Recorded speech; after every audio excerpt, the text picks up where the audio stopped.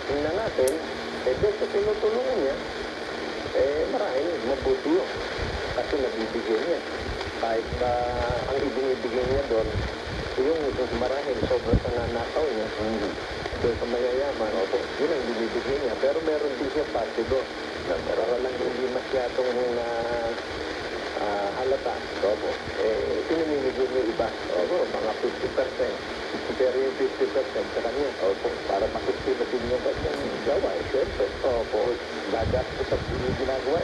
Na kumukuha din talaga yung sigurado. So, hindi lang yung para sa makatulong talaga ang kanyang intensyon. Ang intensyon niya para din sa sarili niya. Mabuti kung titingnan yung nakakatulong siya.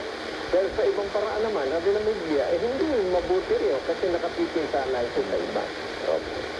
So, ibig ko, and your classmates, have you heard of the phrase, the end does not justify the means? Ito po yung talatang bakya. The end does not justify the means. Yung end, yung gusto natin resulta, yung intention natin matuwid o mabuti, ngunit ibasa naman natin sa masama, hindi po katwiran yun para gawin yung masama para sa mabuti.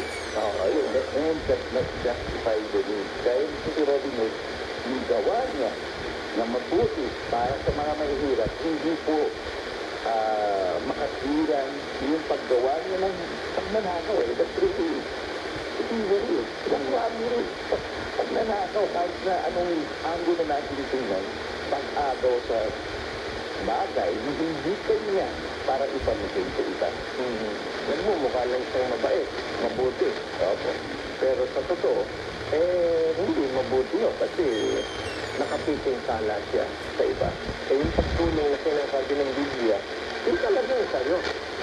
Hindi yung nakapipinsala ka sa iba, pagkatapos para mapagtakpan mo kung ginawa mong masama sa iba, ay gagawa ka naman ng mabuti sa iba. Ang talagang sinasabi ng Biblia, kung ano yung magagawa mong mabuti